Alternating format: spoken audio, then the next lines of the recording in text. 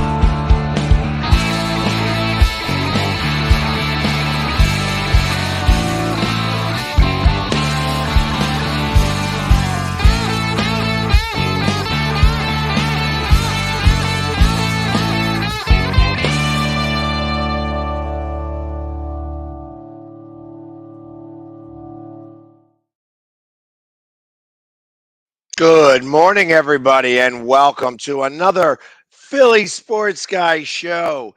It is Monday. It's the 22nd. The days are starting to blend together. This was a busy weekend, and we got to jump right to it because there's a lot to go over this weekend. Let's start off with Friday. Obviously, everybody knows what happened this weekend. The Mets come into Philadelphia, don't have either one of their two big starters going, and they still get out of here with 3 of 4 wins. It was a challenging weekend all in all.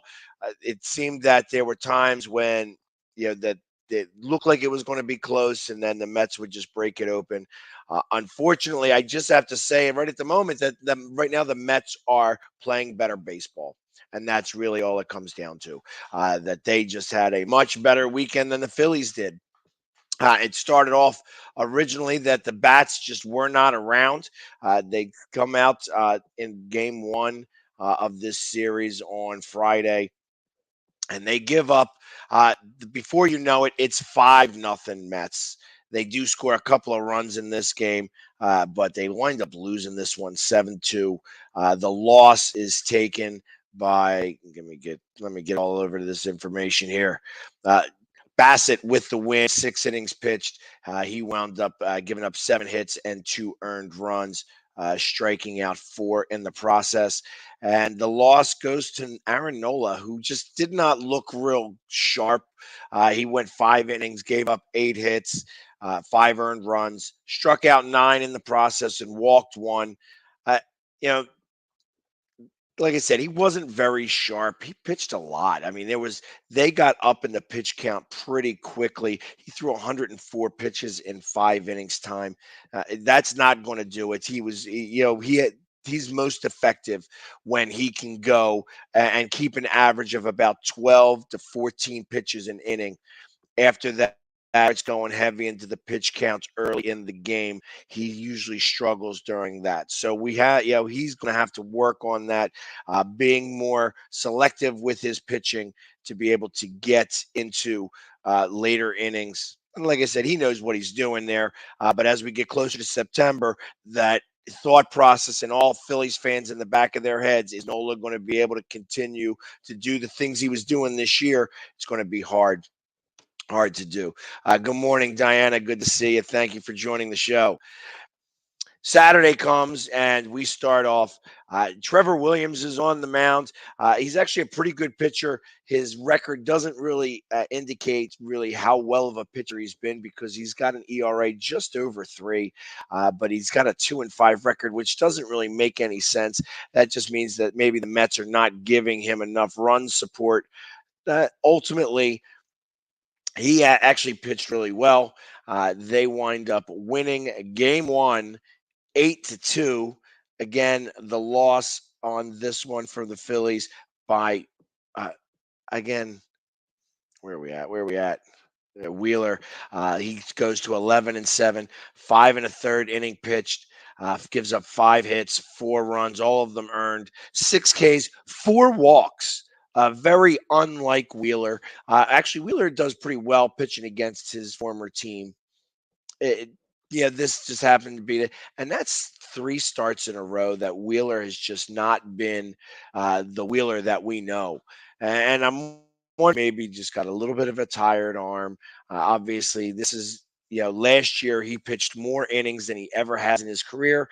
This year, he's also not had any injuries. So it's been, he's been pitching a lot. Maybe he's got a little bit of a tired arm. He might have to rest up a hair or two. There's going to be some opportunities because we're not playing the Mets anymore. This, our series, our season series with the Mets is over after the game yesterday. So maybe we could rest him up a hair just because we have a fairly simple schedule moving forward. Maybe we can give him an extra day or two rest and get him ready for the playoffs. But again, just not a very strong performance with him in game one. Trevor Williams only goes 4 innings in this game, so he didn't get the decision. The decision actually goes to Lugo, who pitched 1 and a third innings, gave up a hit and an earned run in the process, but struck out 3. And the first half of this doubleheader goes to the Mets. The second half of the doubleheader, the Phillies actually decided to play a little bit better. They get a couple of more runs. They score 4 runs in this game. It's you know they not home runs. There was not a lot of home runs until yesterday, and I feel like that the Phillies need to score on some home runs that they have a hard time. And I've been mentioning this a few times that they have a really difficult time of getting somebody once they have them in scoring position, getting them across the plate. That the Phillies are worse than the league at 5% of getting somebody across the plate if they are in scoring position with less than 2 outs. And that's got to change if we're going to start to do better in the playoffs. The Phillies, we know that the Phillies can score some runs, but when it comes to decent pitching, the bats seem to go silent. And the problem is that they all go silent together. This game here, the pitching for the Mets wasn't the best in the world, so they were able to get 4 runs. Bailey Falter gets the win for the Phillies. He goes 6 innings pitched, gives up two hits, a 1 earned run, strikes out 3 and walks 2. The loss goes to David Peterson, who went 4 and 2/3 innings, 8 hits, gives up 3 runs, all of them earned, and 6 strikeouts. David Robertson has a 2 inning save in this game. That may have posed to be part of the reason on what happens on Sunday. So I'm going to come back to that in just a second. But obviously, they get the win and the split on the doubleheader, which is something that they needed. It was like, okay, let's at least get a shot to make this an even home stand here with the Mets and be able to just move on from their series. So, like, maybe instead of having only 4 wins, we could get that 5th win. Just wasn't meant to be. They wound up, or actually, they get the 5th win. Let's see if we can get the 6th. Just wasn't meant to be because on Sunday, obviously, it was a little bit of a back and forth game. The Phillies were in the lead for the most part all game long. They're up by 4, come back. They go up by another 3. The Mets come back. The Mets score 3 runs in the ninth. And ultimately, it's done by a 2-run home run that Robertson gives up here. He's the one that gets the loss here. A 2-run home run given up to Kana, who was his second home run of the game. So he was feeling it a little bit, I guess, yesterday. It's a 2-run home run that actually gives them the lead. They were down by 1 going into the ninth. That gives them a 1-run lead. Then we bring in Sir. It's his first pitch, his first time pitching in the major leagues. His second pitch gets rocked by Nimmo as a home run. And ultimately, they're up by 2 going into the ninth. We were able to score another run, winds up making it uh, 10-9. And unfortunately, that's how it ends as Edwin Diaz does earn the save for the Mets, his 28th. Trevor May gets the win. It was 1 inning pitched on that one. David Robertson with the loss. He goes to 3-1. It was his first loss, and I think his first runs given up as a Philly this second time around. So it's not that he's been pitching badly. It's just that maybe he was a little overextended. He pitched 2 innings the night before, comes back in to try to just get the save, and it actually winds up with the blown save in this regard. And the Mets wind up taking this series 3 games out of 4. So what does that mean in the grand scheme of things? I thought about this a little bit, and the Phillies right now, obviously, when you take their record, they're 66-55. If you take away, excuse me, take away the 14 losses and 5 wins that we've got, that's a 60. We're 20 games over 500. So the Mets have owned us this year, and they're the reason why we are third in this division. Had we, again, if we split with them specifically and just went, and they even win the series 9-8, our records would be a lot different. The lead would be a much smaller. Actually, at the moment, they would be tied with the Braves. So there's been a lot of this season series has gone the Mets' way all season long. And it really started with that 8-7 loss where we gave up 7 runs in the ninth inning for them to come back. I think that's propelled them in a way that they have been able to keep going. Buck Showalter has got this team playing strong, not having the dip that the Mets typically do. As Mets fans even Mets fans will say themselves that they are just waiting for the other shoe to drop. They're waiting for them to start to fall apart, and it hasn't happened yet. So the Mets are playing really good ball. It's possible that they're going to finish off that way. The Braves did not have the Braves wound up losing yesterday, but they wound up winning their series against the Astros 2 games out of 3. So the Braves did catch up a game, but wind up losing some ground a little bit as of yesterday. And I think it's now 4.5 back from the Mets in the division. That all being said, with everything going the way it has, we still are in the wild card spots and really hold that seat pretty firmly. Milwaukee right now is a game and a half behind us. They had a terrible series against the Cubs, and it seems like that they have been falling apart as of late. So I think that the Phillies are going to wind up getting into the playoffs, probably as that third wild card. The Padres are hit and miss. They win some, they lose some, but right now hold that second wild card spots, and the Braves hold the first wild card spot. And right now it's the Dodgers are first in the National League, and I think they have the best record in baseball at the moment. The Mets are second and have the second best record in baseball, and St. Louis leading the division in the Central. So it was, like I said, it was a tough weekend for the Phillies. But if there's ever a team that was going to be coming in to try to right this ship, it's the Reds. The Reds are not a very good team at all. They have been they have a record right now. Let's see, what is their record? 48-71. So obviously, this is a series where we can kind of make back some of the ground that we just lost to the Mets by taking 3 of 4. It is a 4-game series, so we go from Monday through Thursday on this one. And today's starting pitches are Luis Cessa, who is 3-1 with a 5.5 ERA, 28 strikeouts and 37 and 2/3 innings, against Noah Syndergaard, who couldn't figure out how to pitch against the Mets, but it can go ahead against the Reds. So, and I could get into something about that.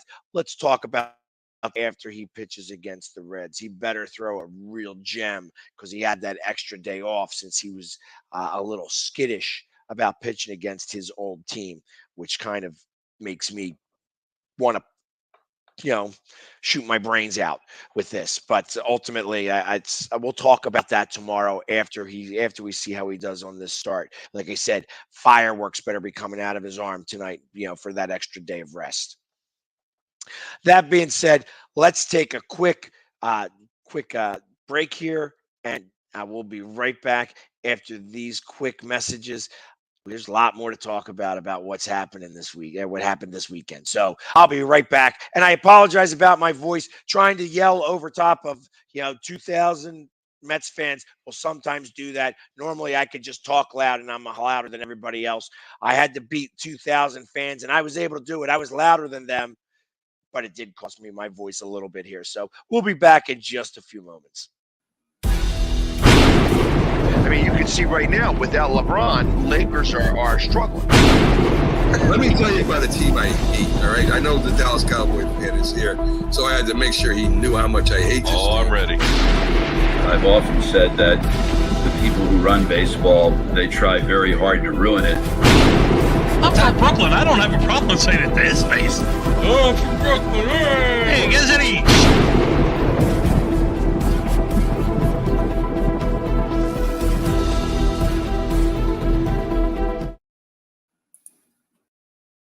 And I'm only going to do one commercial today. There's a lot to go on, but I do want to tell you about I am on Cameo. And yes, I could do messages on Cameo. I know that people have been coming up to me and asking me to do a little video for them, whether at the game for their son. I made a video for Trevor Williams before his start, telling him I wanted him to lose that game. And then, of course, he came out and actually pitched 4 really good innings. But he did get the message. His father sent along that message as I met him this weekend.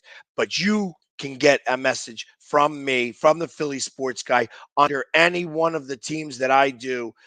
All you have to do is go to Cameo. Go to Cameo, search the Philly Sports Guy, find me there. You can get any type of message. And the big deal right now is that I can announce your fantasy football draft order. Yes, games, let me know when you need it by, and I'm going to go ahead as the Philly Sports Guy and draw your draft for you so that you can be sure that the commissioner's not cheating and giving himself the first pick again this year.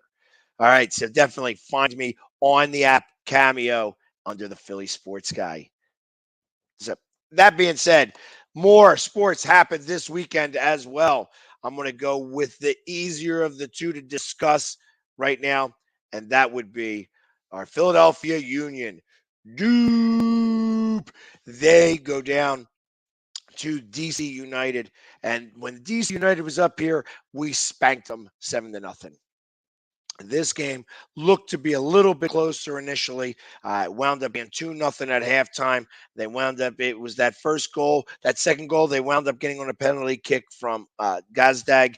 They wound up getting a penalty in the box. They get the penalty kick and score it just as the half ends. So they're up 2-0. And then Carranza just goes off. He just goes off. He winds up getting 3 goals, a natural hat trick. They wind up winning in total 6-0 against the DC United. DC United, the aggregate score of the 2 games that they played against DC is 13-0. Soccer is not you don't typically see that many goals scored like that. But just so happens that the Union have DC's number, and they were dialing it up all day long. Julian Carranza had 3 goals and an assist, 6 shots on goal, so it could have even gotten a lot worse. Daniel Gazdag also with a goal and assist. They are getting themselves ready to go for the playoffs. Right now, the Philadelphia Union are 14 with 4 losses and 9 draws, making them first in the Eastern Conference. They had to get 3 points because Montreal also won. They are in second place in the Eastern Conference, and the Union are still, I believe, 4 points behind LAFC for the Supporter Shield for the best record in Major League Soccer. It's looking like that those 2 teams are going to be meeting here I'm going to give it maybe 2 months. And I think that's going to be the MLS championship. See who's going to take home the cup at the end of the season. But like I said, that's a few months away. We got playoffs to go through first. But right now, the Union taking care of business, 6-0 against the DC United. All those guys over there are getting strong, and I kind of expect that we're going to see a lot more goals by the Union between now and the end of the season. The other game that happened this weekend actually was on a Sunday. We had Sunday football for the first time in just about 9 months. Like I said, since I guess January when we lost to Tampa Bay, but we're not bringing up old stuff. We're talking about the new stuff. And again, as they started off the same way they started off the previous preseason game, there's not really much to talk about in terms of anything other than how the starters did. And because it was raining, they did not put Hurts out there. They didn't really do much with their starting wide receiver core as well. But that's not where I wanted to pay attention. I was paying attention specifically against the offensive line versus the defensive line on the first team. That was what I cared about most. And Cleveland has got a good defensive line. So I wanted to see how this offensive line would stack up against them. And they did pretty well. The Eagles go down in their first 2 drives, touchdown, and that's really what you want to see. You want to make sure that they're going in. Gardner Minshew leads them down the field twice. I think at one point he was 9 for 10 with a touchdown pass. Played a pretty well game. And like I said, they didn't have any of their starting that they really don't. They went as their running back most of the time. They had Boston Scott getting some carries with the second and third teams as well. So, they rested their starters, but they wind up getting the win 21-20 as the winning catch. I tell you, this guy has got a ton of speed, and I think just his speed alone is what's going to make the difference on him making this roster. Devin Allen just blew past a bunch of guys and winds up with a 55-yard touchdown pass. While the Eagles were down, they were down 20-14 at that point. They wind up getting that 55-yard touchdown pass. A nice throw from Sinnott, who's not had a really good camp, but definitely connected on that throw. And just watching the separation happen between Devin Allen and those cornerbacks, he got behind the defense and just, lit them up. It looked foolish. They were 5 yards away, by the time that he got to the end zone, and then he just reached his arms out and got that touchdown. And congratulations to him. Like I said, I know that he's been under the radar here. When you're somebody who's used to being talked about all the time, obviously Hurdles is not on the forefront of everybody's mind, but he's a great track and field guy. So, and he's been going after the world championship in hurdles, and unfortunately, just because his reaction time was 1/100th of a second too quick, he winds up getting disqualified, and he winds up going to the Eagles now. But he can definitely burn, and you were able to see that on that play specifically, 55-yard touchdown pass. Other things to kind of take note too. I was watching how the defense again wasn't really playing a lot of their starters. Some of the main guys were not in there. But the defensive line is looking strong. I mean, they literally had to double and triple team again. Davis, he's just going to be disrupting a lot of offenses long, and I'm excited to see how that works. Again, Nakobe Dean also was able to get a lot of the calls in. He's getting a lot of practice in this, specifically because they want to get him familiar with all the terminology. He was playing a little bit more into the second half, so they want to make sure he gets that terminology down pretty well. But for the most part, the main guys did not really play. Like, you didn't see Fletcher Cox out there or Brandon Graham much. Like I said, they were not really in there. They were seeing everybody else on the backside of this defense to see who's going to wind up making the team. And ultimately, we'll see how that goes. But right now, I got to say that you have to keep a spot open. You absolutely have to keep a spot open for Devin Allen. His speed is going to come into play in a lot of special teams types of situations, and I feel that especially since and I'm almost I missed to try to mention this when you watch the Dallas Cowboys game this weekend and you watch their kick returner run back 2 touchdowns and you think back on the Eagles, on when was the last time they had a kick return touchdown? I mean, they've had a couple broken and stuff like that, but there's been none of recent memory. And I believe it was a couple of years ago that it happened. I think that Rager actually had one of those that he brought back for a touchdown. But when I think of those plays and how those plays can change the outcome of a game, I think that Devin Allen is really going to be worth his medal there. And just because his speed is just so incredible. And I know that they're trying to figure out who they're going to put back there. They have Rager initially still listed as their guy there. They've tried Quez Watkins. They just don't like the way he grabs the ball from a punt. But I think it could be Devin Allen's if he can just, solidify a spot on the team. I don't think it'll be very long before they start putting him back there to be the return or return punts just to see, because that speed, once he gets into open field, is just like he could turn it into that next gear and really start to take off. So it's going to be exciting to watch the rest of the camp as we go forward here. Moving forward, the next game for the Eagles is against Miami, and they're going to have, again, a dual practice this week coming up. So I'm sure they're going to have the day or two off. They're going to go right down to Miami and do that. So there is no more training camp at the NovaCare Center. They're going to go right down themselves, acclimate what's happening, get in a couple of practices over there, and then have their game this weekend. So look for a lot of reports starting on, I guess, probably tomorrow or Wednesdays. They'll probably have Wednesday and Thursday. And then I think the game, if I'm correct, is next Friday night at 7:00, August the 27th. So yes, it might be a Saturday. I don't even know. In fact, it probably is a Saturday.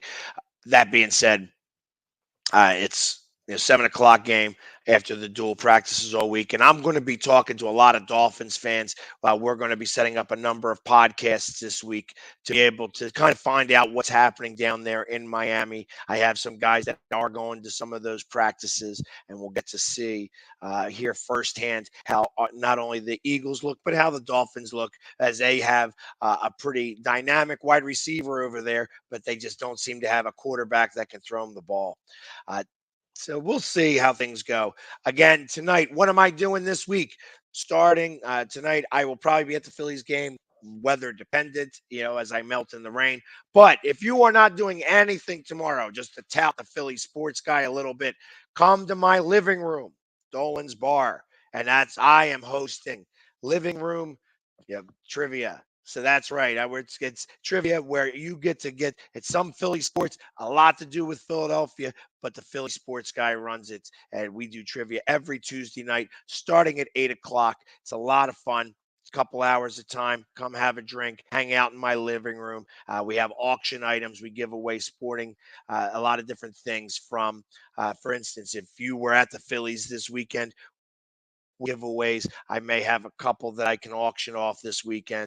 The trivia is not your simple trivia. We're not asking what's 2 + 2, who wore number 12, who wore number 12 as the Eagles in the 90s. You know what I mean? Like those aren't the questions that we're asking. We're asking a little bit more difficult. So you need to know what's going on. This is no phone trivia. You cannot Google these answers. You have to answer them legitimately. And we actually have a pretty good crowd. So come out on Tuesday at 8:00, Dolan's Bar in downtown Ridley Park. It's a lot of fun. And like I said, it's run by this guy. That being said, the half hour always goes really quickly. If you're going to try to find me, like I said, I'm going to go tonight. I'm going to be at the Phillies game. Tomorrow is trivia Wednesday night. I'm going to miss because that we are moving our NFC East show to Wednesday nights here at 7 o'clock. So you'll be able to see it. And then, of course, we rerun it again on Thursdays all the time. So you'll be able to see it one of those times. But if you want to see it live, you can see it Wednesday at 7 o'clock this week. Again, everybody, thank you so much for hanging with me for this quick half hour, and I'll be back tomorrow to talk more Philly sports. Everybody have a great day, and as always, go Philly. Yeah. Have a great one.